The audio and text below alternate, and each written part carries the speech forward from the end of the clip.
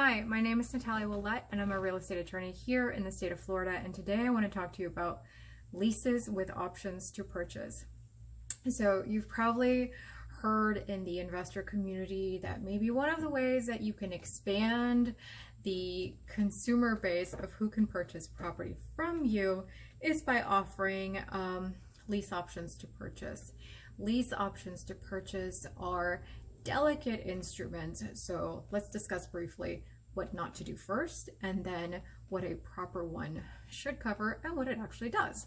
So the way in which a lot of investors make a mistake of going about these is that they merge the lease with option to purchase into one giant agreement. And by doing that, by merging a lease into a sort of like a sellback agreement, what you're making it look like is a mortgage. And when you make ideally a lease with a separate option to purchase, and you mix it all up and you make it look like a mortgage, what you are doing to yourself is that in order to remove the occupants from the property if they become delinquent, you might have to foreclose on them rather than filing a regular action to evict. So that is the wrong way about going with it. Do not merge these agreements into one piece of paper. And here's the proper way of going about it and why. So if you want to do a lease agreement with people that are interested in buying property, then you should have at the very least 3 separate agreements. One is your lease agreement, and this should be a standard lease agreement with a security deposit, a very clearly explained monthly rent due, terms in the event of delinquency, in the event that they damage the property, what you're going to take care of, all of those things, how you're going to terminate the agreement, what time period you have to terminate the agreement, how long the lease is for. All of that should be clearly stated in a very separate and distinct lease agreement.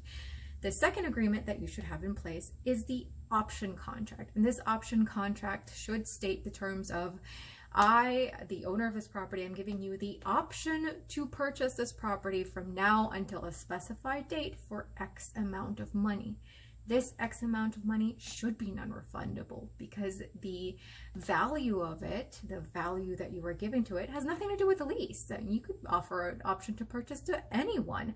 And so because of this, your option price should be completely irrelevant with anything having to do with the lease. The option contract should clearly state that it's non-refundable, should clearly state that the value that they are getting for paying this is that you're not offering this property to anybody else, because that is the truth. That is the value of an option contract. And it should also state a few things referring to the lease, mainly that the breach of the lease agreement means that they are, in essence, breaching the option contract and cannot exercise the option if they become delinquent on their rent.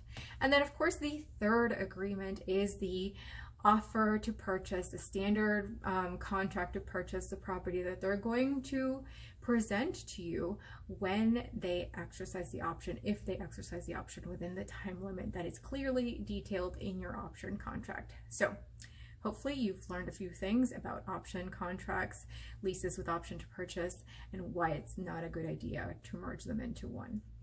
Good luck out there, investors.